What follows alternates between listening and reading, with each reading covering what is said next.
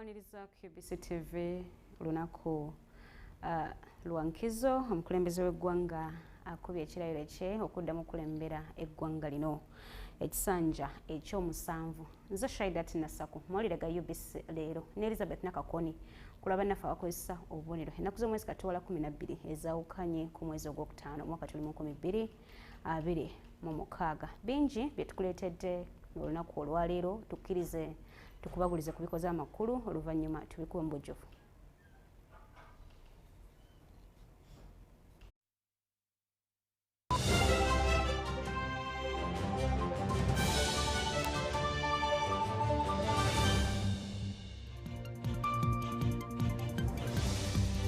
Museveni olulayidde n'asuubiza obuteebaka eggwanga litereere. Abakulembeze b'amawanga 10 n'ab'ebitiibwa abalala babaddewo mu kulayiza Museveni. Ebyokwerinda bibadde by'amaanyi nga Museveni alayira Kololo. So nga ate era bannansi basabye Museveni ekisanja kinaave mu bisuubizo.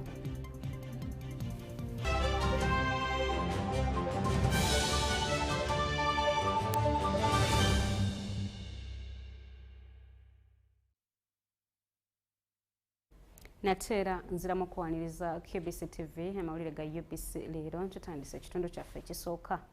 Pulezidenti Yoweri Kaguta Museveni alayidde okuddamu okulembera eggwanga ekisanja ekyomusanvu. Bw'amaze okulayira ategeezezza ng'ekisanja kino ekitandise olwaleero bw'atali kukyebakiramu. Omukolo ogw'okulayira gubadde ku kisaawe ky'ameefuga e Kololo wano mu Kampala. Katubirabe.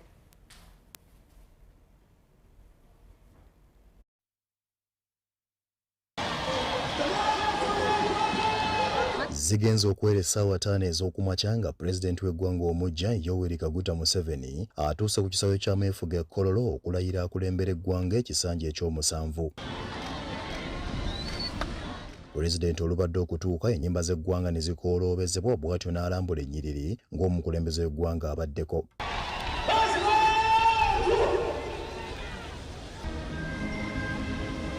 Oluvannyuma bendera y'obukulembeze esiddwa wansi ekiraga nti ekisanja 2021-2026 kiweddeko.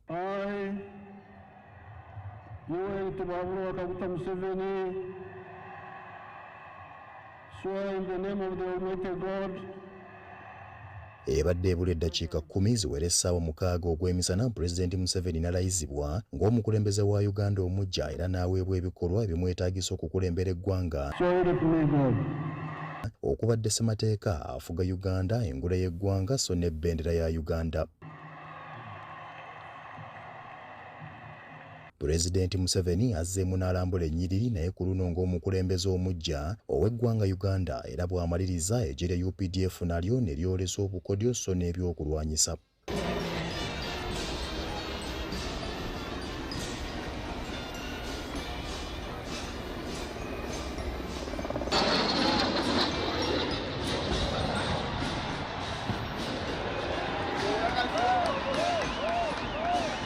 Pulezidenti Museveni kyadda kyayogeddeko eri abantu be bw'atyo n'asiima abakulembeze b'amawanga amalala ababaddewo okujulira ng'alayira era n'abeebaza obwa Sseruganda bwe boolesezza n'ettoffaali lye basobodde okuteeka ku bukulembeze bwe okuviira ddala mu myaka gy'ekinaana. So never forget Tanzania.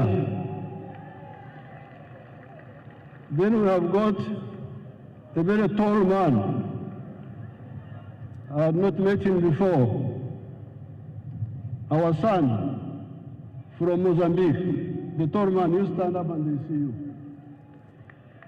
He's a very tall man. He's the new president of Mozambique.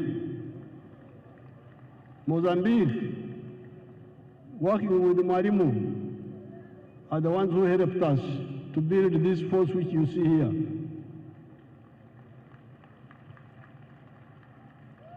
The 28 people I trained in Montepuez, 1976-78, are the ones who built this army which you see here. Then there is the Vice President of Kenya. When Ugandans were running away, many of them would run to Kenya. Museveni ayozaayozezza bannayuganda okwetaba mu kulonda ne yeebaza n'ebibiina by'ebyobufuzi ebirala okukuuma emirembe mu biseera by'okulonda n'okutuusa leero.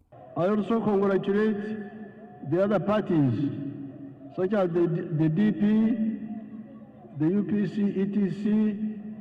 that participated in the elections without using violence, and like the party of NUP and some few elements of FDC that were using violence. Museveni alangiridde ng'ekisanja kino bwe kitali kyakwebaka era kituumye kisanja no slip. Kati lwekwaso zikomye, tetwagala lwekwaso. No more excuses. Everybody wealth creation.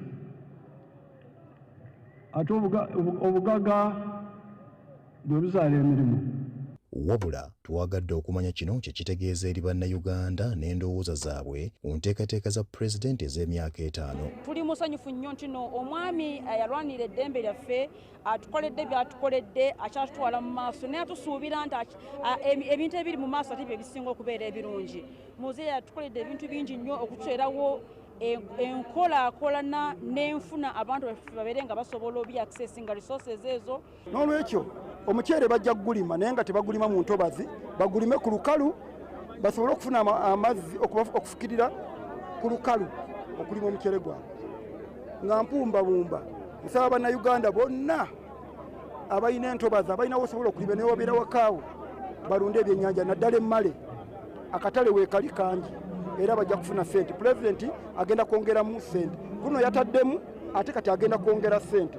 Nanze nkulira pulogulaamu eno okuwulira abantu baffe mukole n'amaanyi nnyo nga pulezidenti gabatuwabudde ali nga pulogulaamu ya PDM ey'emyoga nga weeri ng'eyamba abantu baffe okulaba nga tukulakulana Uganda egende mu maaso n'okulaba nga tufuna omukisa mu ggwanga lyaffe. This Kisanja, he has named it Kisanja no sleep. Hakuna kulala, tutabyama, abasoga mutarambala, so we have to wake up and work. The more you work, the more productive you are, and the more you draw yourself out of poverty. Abakulembeze abalala basoomoozeza Museveni ku kujja bannayuganda mu ddubi ly'obwavu. Wagira bibiina birala ono ye pulezidenti waffe. Tweyambisa ekiseera nga tukyalina pulezidenti ow'ekisa, omuzadde, omuntu mulamu, bambi muve mu bwavu. Mukolere future zammwe n'abaana bammwe. Ebyokwawukana n'okuyomba. As invited the President to speak to the parade. His Excellency the President is accompanied by the Chief of Defense Forces.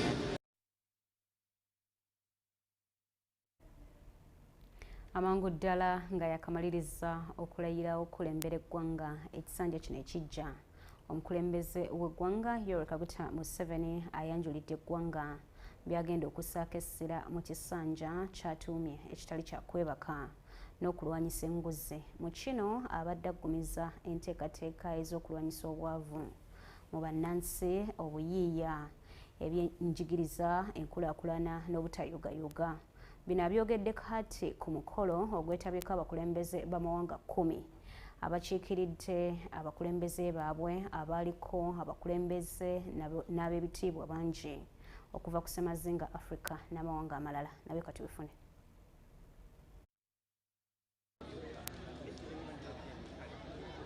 Ebikumi n'ebikumi by'abantu ab'enjawulo mu bitiibwa ebitali bimu okuva kuno n'ebweru w'eggwanga babaddewo nga Yoweri Kaguta Museveni alayira okulembera eggwanga Uganda ekisanja eky'omusanvu. Amyuka omukulembeze w'eggwanga Jessica Alupo, Ssaabaminisita Uganda Robinah Nabbanja, baminisita n'abakulembeze ku mitendera egy'enjawulo babaddewo ku kisaawe kya Mefuga e Kololo. Omukolo era gubaddeko n'abagenyi abavudde mu mawanga amalala nga nabo bakedde nawanca okwolekera ekisaawe eky'ekololo omu ku omu ne baanirizibwa. Kuno kubaddeko pulezidenti w'eggwanga erya South Sudan Salva Kiir, pulezidenti w'eggwanga erya Somalia Sheikh Mohammed, pulezidenti w'eggwanga erya Tanzania Samia Suluhu, Taye Ateske Saliso owa Ethiopia, Ibrahim Gali omukulembeze w'eggwanga erya Sahrawi, Felix Tshisekedi owa DRC, Evariste Ndayishimiye owa Burundi, Faure Ezomizana Gizabege owa Togo, n'owa Mozambique Daniel Chapo. Abagenyi abalala kubaddeko yaliko omukulembeze w'eggwanga erya Kenya Uhuru Kenyatta, yaliko Pulezidenti wa Nigeria Olusegun Obasanjo akiikiridde gavumenti ya America, ne yaliko Ssaaba Minisita wa Ethiopia Haile Mariam Desalegn ne Jakaya Kikwete yakulemberako eggwanga lya Tanzania. Pulezidenti wa Uganda omulonde Yoweri Kaguta Museveni atuuse ku kisaawe e Kololo ku ssaawa 5 zennyini okuddamu okulayira okulembera eggwanga. Omumyuka wa Pulezidenti wa kuno retired Major Jessica Alupo yabadde kalabalaba w'omukolo ogw'okulayiriza Pulezidenti Museveni. Take the singular honor to congratulate Your Excellency, the President of the Republic of Uganda. Alupo bw'ati ayisa akulira akakiiko ak'ebyokulonda omulamuzi Simon Byabakama okakasa nti ddala Museveni ye yawangula akalulu era bw'ati emikolo egy'okumulayiza ne gigenda mu maaso. The lowering of the national flag we have just witnessed signifies that the said office is vacant as we talk now. But do not get alarmed or start developing strange ideas. We are going to fill that void in a few moments. Amangu ago Pulezidenti Museveni ayitiddwa okugenda mu maaso olwo nno atandika okuba ebirayiro. Yoweri Kaguta Museveni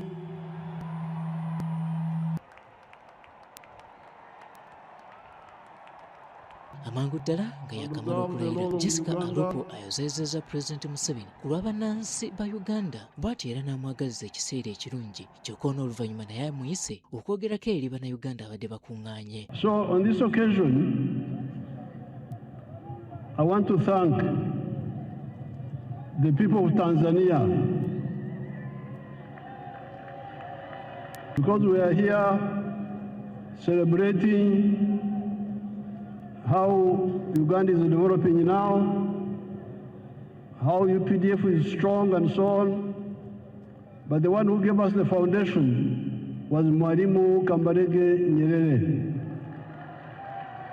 Pulezidenti Museveni atandise n'akwefumiitiriza ku nkolagana ebaddewo wakati w'amawanga okuli Mozambique ne Kenya. Mozambique, working with Mwalimu, are the ones who helped us to build this force which you see here. Then there is the Vice President of Kenya. When Ugandans were running away, many of them would run to Kenya. Museveni ekisanja kino ne bwe kitya kituumye ekyo ekitaabeeremu kwebaka n'okulwanyisa enguzi. Should be regarded as a kisanja of no more sleep for all Ugandans. Kino ekisanja twetwetaaga abantu okwebaka. Museveni era asiimye olugendo lwayiseemu mu kulonda okuzze kubaawo nga n'okusingira ddala essira litadde ku kulonda okwakaggwa. Especially congratulate our party, the NRM, for winning all those elections with big majorities. Abana-Uganda mwebale kuwagira NRM. I also congratulate the other parties, such as the DP, the UPC, etc., that participated in the elections without using violence. Museveni era agamba nti ekisanja kino gavumenti gy'agenda okukulembera yakuteeka essira ku kuggya bannayuganda mu bwavu era nga bano abasabye bajjumbire enteekateeka ez'okwekulaakulanya. Two words, wealth, obugagga, emirimu giva mu bugagga.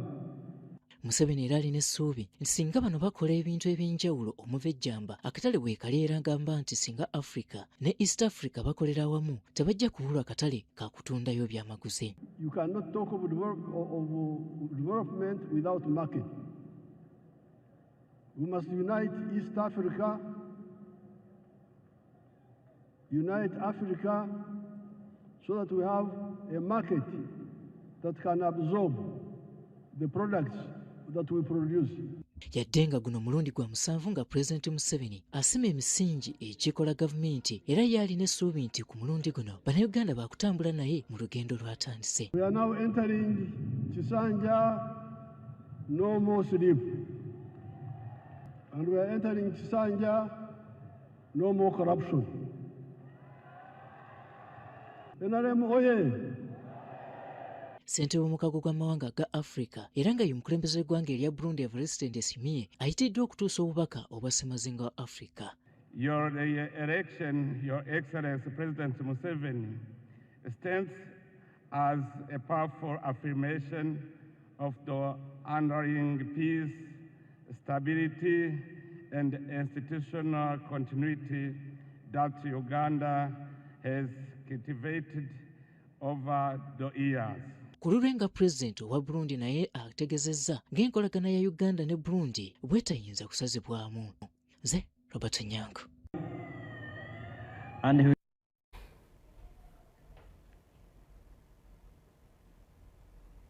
Webale nnyo Robert Onyango otukoze obulungi obutagambika bwe tweyongerayo ebyokwerinda bibadde by'amaanyi okwetooloola Kampala n'emiriraano ng'eggwanga lijulira mu kulayizibwa kwa Yoweri Kaguta Museveni ku kisaawe ky'eggwanga e Kololo. Abakuumaddembe mu byambalo n'abali mu leeya bateekeddwa mu bifo ebitali bimu era n'ab'ebidduka okulungamya ku ntambula n'enkozesa y'enguudo okulaba nga tewali kutaataaganyizibwa.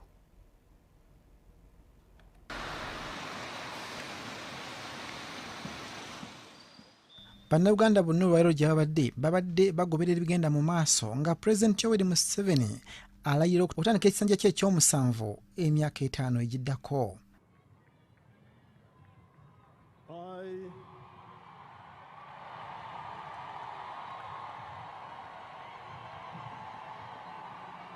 Yoweri Kaguta Museveni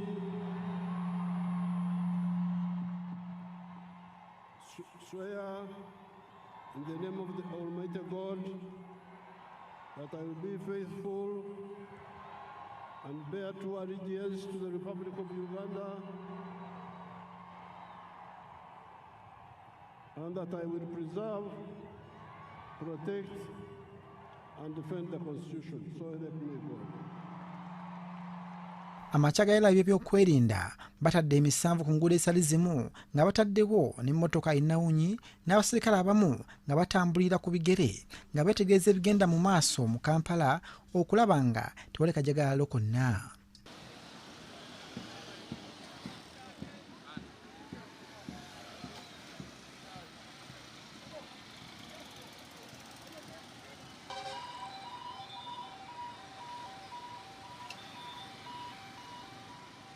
Poliisi y'ebidduka ebadde bulindaala okulungamya bonna abakozesa enguudo naddala abo abagenda ku kisaawe Kololo okwerolera okubaawo ng'abajulizi nga Pulezidenti Museveni akuba ebirayiro bye eby'okufuga Uganda emyaka 5.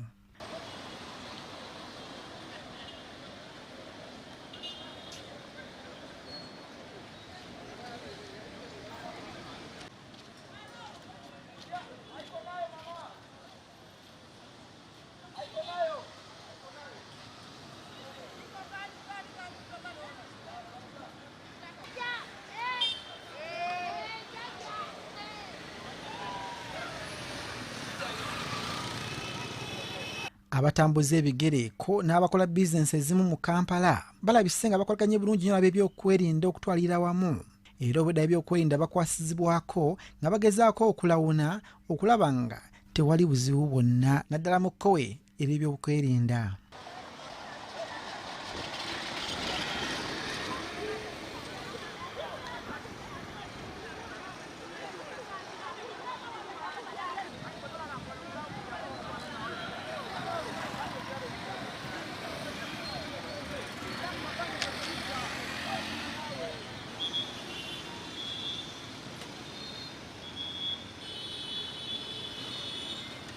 Mu bitundu ebimu ngero olunaku gye balangiriddwa nti lwakuwummula ko nga n'enguudo ezimu bazisazeeko bannakampala tebalabikiddeeyo ddala era okutwalira wamu ekibuga kibadde kikkakkamu nga n'emmotoka zitambula kinnawadda. Nze Luwam Abdul Nasir ne Komagumu Rogers. Nga Uganda eyingira ekisanja ekiggya eky'obukulembeze obw'emyaka 5 2026 amaloboozi okuva mu bannakibuga abakola emirimu egitali gimu so n'ebitundu ebitaliimu eby'eggwanga balina essuubi mu kisanja kino. mu mbeera zonna bwe babadde bawa endowooza zaabwe ku bye balowooza gavumenti bwe yalitaddeko omulaka. Uganda yalibadde egenda ku mutendera oguddako okusinga ku guno gweriko. Ekifaananyi ekibadde mu kibuga kiraga nti Munnayuganda akyuka n'embeera nga n'abamu beemulugunya olw'embeera ey'obuweereza eri omuntu wa bulijjo kubanga emirundi mingi balema okutuukirira. Okusinga bano beemulugunya ku bbeeyi y'ebintu ebikozesebwa mu bulamu obwa bulijjo eri waggulu ennyo nga n'abamu eremesa omuntu wa bulijjo okumatira. Kati nga Yoweri Kaguta Museveni atandika ekisanja ekijja ekya 2026 mpaka 2031 ng'omukulembeze w'eggwanga bannansi twayizaamukko nabo bagamba nti asaanye essira alijje ku kusuubiza atuukirize.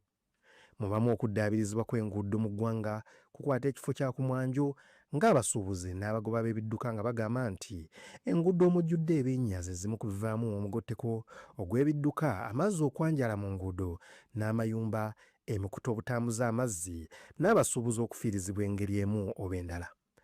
Amafuta Pulezidenti waffe omulungi tumusuubira era nga bwe yatusuubiza ebbeeyi y'amafuta ogitunulamuko edde wansi kulwokuba amafuta bwe gamba nga gali waggulu buli kimu kitambuzibwa amafuta wano ku lukalu lwaffe olwa Uganda nti ojja kusanga nga ebbeeyi y'ennyaanya, ebbeeyi y'emmotoka, ebbeeyi ya buli kimu nga yeeyongedde. So kati tusuubira Pulezidenti waffe gwe balayiza lwaleero atandise ttaamu ye endala okutunula ku bbeeyi y'amafuta. Nagenda yaawe mulago naye nga osooka funa muntu gwakumanyiyo okwanguyizibwako ate nga nammwe mukimanyi kituufu kuba olwona wootuuka oba weetaaga w'enguzi kyekisinga nze kyendaba n'eddagala mu madwaliro teririimu nnyo. Kati ffe nga babooda bw'ofuna nga accident wali n'otuuka wali mu ddwaliro okukolako eddagala liba lya bbeeyi nga tolisobola. Ekyuseemu ku management gy'erina yonna era Muzeeyi Museveni kusaba kimu bw'omaliriza tulina abaana abasomye wano bangi bawe ku mirimu management eyo gy'olina ku luno kyusaamuko tujja kubeerako n'enja. Abalala bo bagamba nti enguzi esaanye ekwatibwe n'omukono ogw'ekyuma nti kubanga obutitimbe bw'ensimbi buwulira mu nguzi olw'emirimu gyali badde gikolebwa ne gigootaana mu byenjigiriza, ebyobulamu n'awalala wonna. Mu kitongole ky'ebyobulamu bannansi basaba amalwaliro naddala ag'omu byalo omweyunira abantu ba bulijjo gateekebwemu eddagala n'abasawo. Ebyenjigiriza nayo nsonga eri ku mwanjo nga basaba ebizimbe, ensasula n'abasomesa gye basula wonna wakwatibweko. Abamu ku bavubuka balowooza nti Pulezidenti Yoweri Kaguta Museveni yandikozesezza ekisanja kino okuzza kabineeti y'obujja ateekemu abo abasobola okuyiiyiza abavubuka emirimu, obuyiiya ne pulogulaamu endala ezitondeddwamu emirimu.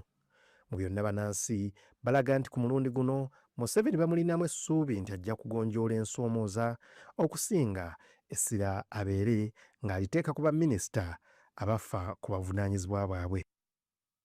Mu byonna bannansi balaga nti ku mulundi guno Museveni bamulinamu essuubi nti ajja kugonjoola okusoomooza okusinga singa abeera alonze baminisita ab'obuvunaanyizibwa. Ngabo Amon ku Ubc TV. Awo wennyini UBC leero twetoolola mu katono nnyo ekitundu ekyokubiri kye tugenda okukomawo nakyo twegesa amaaso.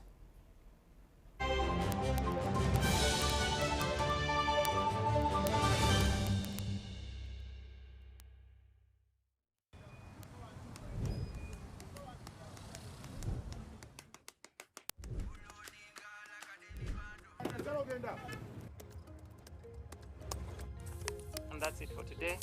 Till the next episode.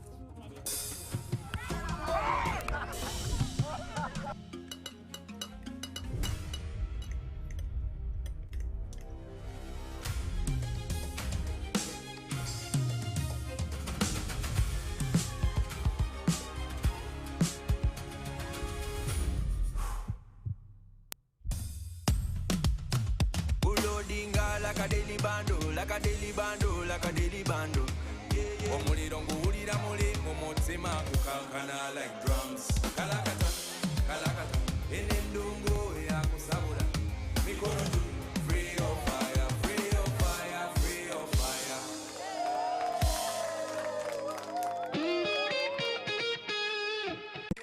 In a fast-moving world, why are we still stuck with paperwork? Signing here, stamping there, moving from office to office. It's exhausting. Now, there's a better way. With UG Pass, you can securely prove your identity, sign documents, and access government services anytime, anywhere. No delays, no stress. Everything is instant, safe, secure, and government-backed. UG Pass, your identity secured. Available in the Apple App Store and Google Play Store. UG Pass is a product of NITA Uganda. Some people think when a woman starts leading in business, the home will suffer. But many families are discovering the opposite. Before, I worked hard in our business, but I feared making big decisions. I was worried people would say I was disrespecting my husband. Then I joined the Grow project, where I received training, business support, and coaching that helped me plan better, manage money wisely, and make decisions with confidence. Today, I lead with confidence in my business. I contribute more at home, support our family needs, and help reduce the burden on my husband. I'm not competing with my husband, I'm standing with him. And our marriage has not weakened. It has grown stronger. We understand each other better, we plan better, and our family is better off because her voice counts. When a woman is supported to lead, the family can move forward. The Grow Project is empowering women with skills, confidence, and support to make informed decisions that strengthen their families and grow their businesses. Respect her voice, support her choices. For more information, contact your district or City Grow Project focal person or call 0800 307 777. The Grow Project is a government initiative implemented by the Ministry of Gender, Labour and Social Development and Private Sector Foundation Uganda with support from the World Bank. In rural Uganda, many subsistence farmers dream of growing their farms into successful businesses. If only they had capital for better tools and inputs. Good news! The Parish Development Model Fund is here to support subsistence farmers.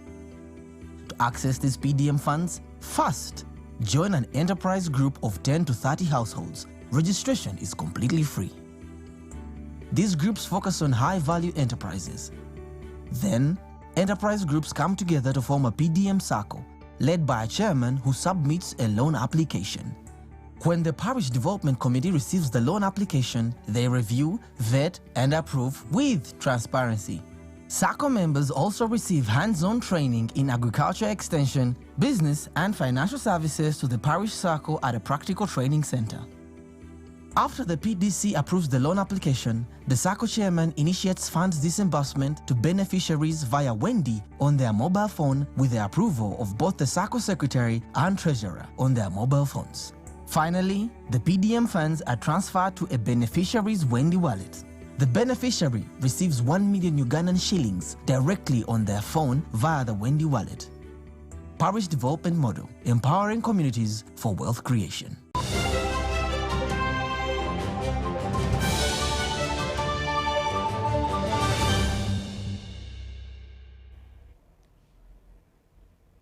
Akyatambula naffe tutandise ekitundu kyaffe ekyokubiri ekyamawulire gaffe aga UBC Leero nawe yakatweyongako. Abamu ku bannayuganda abatasobodde kwetaba na kutuuka kololo butereevu ku mukolo ogw'okulayiza Pulezidenti Yoweri Kaguta Museveni ebadde bigenda mu maaso basazeewo kubigoberera ku ntimbe gagadde mu disitulikiti gye bawangaalira. Tukulaga ebibadde e Sembabule, Luwingo, Mukono, Kasese ne Gomba. Ki NRM e Sembabule bakedde kuyisa bivvulu mu bifo eby'enjawulo okujagulizaako Pulezidenti Yoweri Tibuhaburwa Kaguta Museveni olw'okutuuka ku lunaku olw'okulayira ekisanja eky'omusanvu ng'akulembera eggwanga Uganda.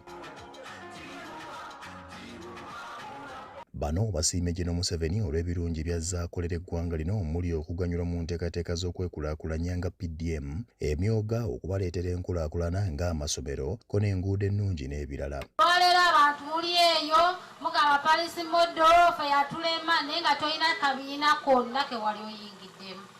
Bannange mbasaba twetanire pulogulaamu za Pulezidenti Museveni eza gavumenti zaffe zitambule bulungi. Ate kuno yatusuubiza parish model agenda twongeramu. bannange mukole ebibiina buli we muwulidde nti kino kya gavumenti mugende buli we muwulidde mugende wetuyimiridde wano nti bw'oba wasimba omuti gw'emmwanyi oyina eddembe okugulima ne gukula n'ogunoga era n'ogufunamu olwa pulezidenti Museveni. Uganda erimu eddembe yensi eri buli omu wejaddukiramu okubeeramu eddembe. Toli wano munnayuganda ali Kenya nti naludda byolwokuba nti nadduse mu Uganda oba ali mu Congo oba ali ludda tekiriiyo. Wabula waliwo abakukulumidde enteekateeka y'okubasengula ku nguudo egenda mu maaso okwetooloola eggwanga lyonna wakati mu kuteekeza mu nkola ekyatuumibwa trade order era bawanjagidde pulezidenti okubaddiramu. Pulezidenti Museveni yatuwa ssente za Parish model. Mulimu abasiisi ba chapati, mulimu abookya enkoko n'ebirala byonna n'ab'emidaala. Naye ku ssaawa eno gavumenti addeyo enteekateeka egamba tekyabagala ku kkubo. Mu myaka gino egyaffe ab'omulembe wa Museveni abagenda bawenyera nti yalwala polio ne kikafuuyi n'ab'obwebembezi bulungi. Mu disitulikiti y'e Lwengo nayo libadde bbino wakati mu kusanyukirako ssentebe w'ekibiina kya NRM mu ggwanga lyonna General Museveni olw'okutuuka ku lunaku olw'okumutuuza mu ntebe nate. Gavumenti yasitula embeera y'ebyensimbi n'etujja ku bukadde 300 n'etteeka kawumbi n'ebire 3 ne bisigalawo. Amakubo gakoleddwa mu Lwengo district. Ezo zonna singa yali manifesto yaffe ng'abantu bannaye tetwalibikoze. Oweekitiibwa pulezidenti alayidde naye ng'era ffe abakulembeze abayiseemu muganda waffe Kizito Abbas tuwoza opposition naye talina manifesto ye agenda kukozeseyo yennyini ey'oweekitiibwa pulezidenti. Ffe nga bakansala abalonde tugenda kukwatagana naye tumuwabule atuwabule tugoberere manifesto w'ekitiibwa pulezidenti tukolere abantu baffe abaatulonda. Bano nga bakulebeddwamu mu kwanaganya w'ekibiina kya NRM mu Lwengo Umaru Semwezi bategese omukolo ogw'okujaguza okulayira era batendereza ebintu bye bafunye mu gavumenti omuli ebyenjigiriza, enguudo, obujjanjabi n'ebirala. Omanyi nti abantu baakuwa akalulu toweereza bantu na busungu n'oyimire noga nti guno omuluka tegwampa sijja kukolayo. Bano bampa nnyo eyawangula abantu bonna baba babo. So nammwe abatayitamu temufuuka miziziko kulemesa yawangula. Wabula bano basabye Pulezidenti Museveni mu kisanja kino abayambe ku bakozi ba gavumenti naddala abasawo n'abasomesa mu gavumenti okulaba ng'eguzi erinnyibwa ku nfeete. Tulina ekizibu mu malwaliro gaffe aga gavumenti. Singa kisoboka wali mulungi mu kuleeta ebiteeso naye lwakuba abantu basalawo ne bakugjayo twandifunye ekiteeso ekijja mu palamenti abakozi ba gavumenti ne batandika okukolera contract oba myaka 5 omuntu n'amanya nti emyaka 5 bwe giggwa ajja kuddamu asaba omulimu kuba abantu abo olumala okufuna omulimu banyigiriza abantu.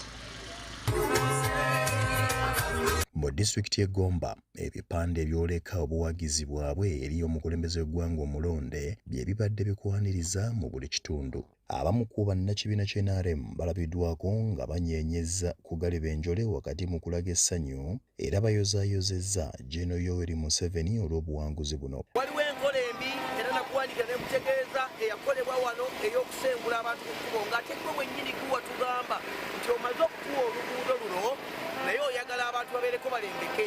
Netwenyumiriza mu kisanja eky'omusanvu kya Pulezidenti Yoweri Museveni abulwa bingi nnyo obudde buno twalonze abavubuka bannagomba nga MP w'abavubuka mu ggwanga lyonna avudde Gomba Samu Beekira nga Honorable Silivia muwalawo omuzukulu omuto ali mu kisanja kya kusatu. Ebisanja bingi tetusaba na kuvaako tusaba abeereko kubanga tulaba yalina vision esobola okutwala mu maaso. Tetunaakufuna muntu mu ggwanga asobola okutwala mu maaso nga ye.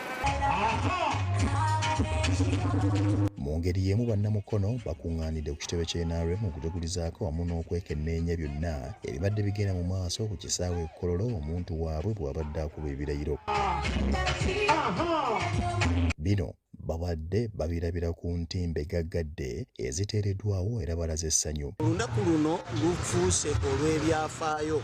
Enjaguza y'olwaleero eyanja. Tweyanzizza tweyanzege bannange ndi mu masanyu mangi okulabika nti omukulembeze wange alayidde olwaleero era ndese byonna byenkola neŋŋamba nti leero olunaku nkukuzizza paka kiro paka nkya era alese eddembe lingi mu ggwanga kubanga nze ntambula ekyo nesifunanga omuntu agamba nga musirikale nti yimirira ovaawa abula kugamba igenda. Ssentebe wa Labour Movement mu disitulikiti y'e Mukono Thaddeus Luzige ku lwa ssentebe wa NRM mu disitulikiti eno akulira ebyokulonda mu disitulikiti Stephen Nakabale awamu n'abawagizi ba NRM balambuludde ku mbeera nga bwe batambulidde. NRM twagadde okusooka okulaga abantu nti kibiina ky'abantu ate era nga mu ngeri y'emu tufuba okulaba nti tujjawo obulimba eri bannayuganda abantu bategeere nti NRM bagironda era Pulezidenti Museveni bannayuganda bamuwa obululu. Abasobodde okugenda e Kololo bannaffe gye bali naye nga mukimanyi Kololo watono tewasobola tumala ffenna bannayuganda ffe twasigadde Mukono era twasazeewo nti ku kitebe kyaffe ekya NRM buli munnayuganda oba oli wa NRM oba oli wa DP oba oli wa FDC oba oli wa NUP ng'okkiririza mu buwanguzi bwa Pulezidenti Museveni olwaleero ojje tujaganyize wamu. Mu disitulikiti e Kasese embeera nayo teyawukanyeeko n'eyebadde mu disitulikiti endala anti abatuuze balaze General Museveni obuwagizi. Mu kisanja ekitandise leero bano baagala Pulezidenti essira ayongere okuliteeka mu kubangula abaana n'abavubuka mu masomo g'ebyemikono okwafunira ebyuma ebyeyambisibwa mu kufukirira ebirime naddala mu kyeya awamu n'okubongera ssente mu nteekateeka z'okwekulaakulanya omuli Parish Development Model n'emyoga. Again, increasing the money that have been given to PDM beneficiaries, those who got 1 million and used it very well, should be added more money to ensure that they continue with their small businesses and grow big. I mean, this term from 7, let's embrace it and use it for our own good, other than talking without being strategic to know what we need from that regime.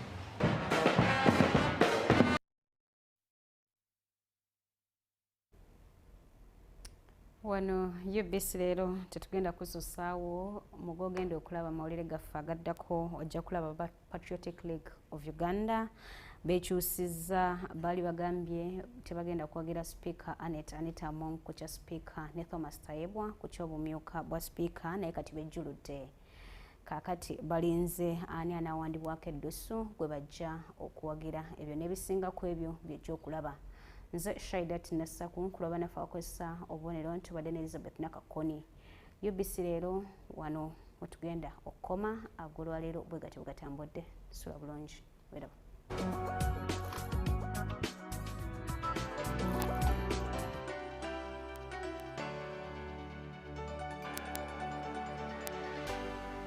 UBC, inspiring Uganda.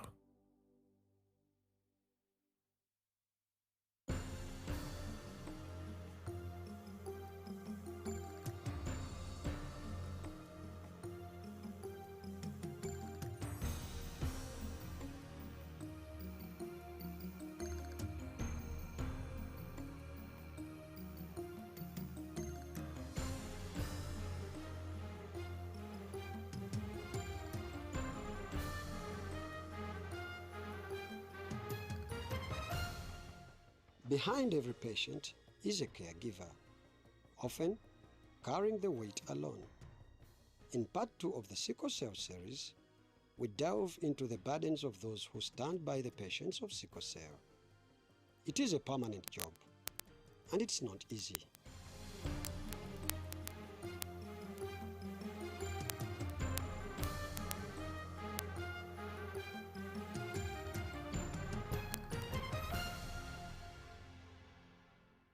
When we were dating, we only tested for HIV, and we were okay. We knew nothing about sickle cell testing.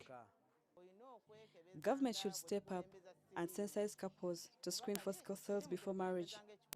I wasn't aware my son was sickle cell diseased. In fact, I feared the maid may have dropped him down on the ground. All the symptoms he exhibited, especially swellings, We are nothing related to what I thought had anything to do with sickle cells. I took the child to local clinics that kept on administering malaria treatment using powerful drugs that ended up muting his ears as well. Other than the reports of your child having low blood levels, the other feature that may make you suspect sickle cell in your child is if your child has yellow eyes, the eyes turn yellow,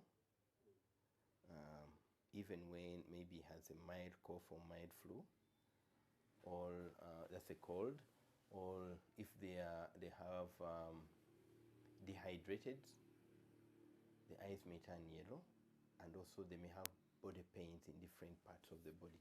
Okay. But also, before, maybe I should tell you, one of the earliest signs other than the low blood levels or anemia might be the swelling of the palms, these hands and feet. We call it hand and foot syndrome. It usually happens between 6 months and 1 year. And it's because babies are born with the high levels of a type of blood which protects them, which is a bit protective. It's called the fetal hemoglobin. It's a type of blood for unborn babies in the womb, okay? It's called fetal hemoglobin. That fetal hemoglobin is very good in sucking up any little oxygen that may be, such that if you cause this baby, you can imagine when they're in the womb, they don't breathe in like you and I do, okay? But when they are born, that protective type of blood called fetal hemoglobin reduces in amount, and by 6 months to 9 months, it is done. And as it reduces, then their real type, for example, if they have sickle cell disease, it increases and establishes to normal adult levels at about 6 months to 1 year. And when that happens, we start having complications associated with sickling, or the deformation of the red blood cells that I talked about earlier. Okay? So their cells start sickling from about 6 to 9 months to 1 year. And when they sickle, they stick on the walls of small blood vessels and block them. So when that process starts, one of the early signs is swelling of the hands and the feet. And many occasions, you find a parent going back home and wondering whether their child or children were hurt by the helper. Okay? The first thing will be, did you spank my baby? Did my baby fall? Okay? Only to find that nothing happened, but the hands and the feet just got swollen and painful.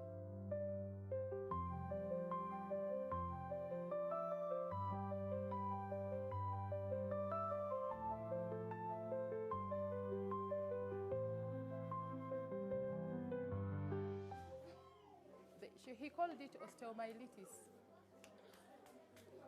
Yes, that's how he called it, and she had to undergo an operation of the left arm. Abaami awo bwe tuzaala abaana batwefuulira. Abaami batulekera abaana. Unfortunately, men vanish away from our lives the moment they sense that the child is sickle cell diseased. They believe it's the woman's problem for a child to be born sickle-celled. Doctors must help us change this attitude. Naye babeera nga baleese okusomesebwa. Ogenda okuzaala omwana. So I want to demystify that it does not cross families. It can actually cross families for as long as you don't know your sickle cell status. But a good thing for the newborns, there's a national program with the Ministry of Health which seeks to know, to establish each newborn's sickle cell status. And I would urge the population to utilize that. Even for those who access private services, this is a must. In developed countries, they do genetic testing. Here, at least for sickle cell, that has been provided. So even in the private sector, they should ask for that at birth or early on, or at any point in time, such that everyone knows their sickle cell status. Because if you don't know and you're carrying a gene silently, you still can pass on this gene to your children, and therefore you can pass over the disease to the next generation. And this can be proved through Walakira's story to discovering he was a sickle cell carrier. Kabaka ategeka emisinde It was at the Kabaka's birthday run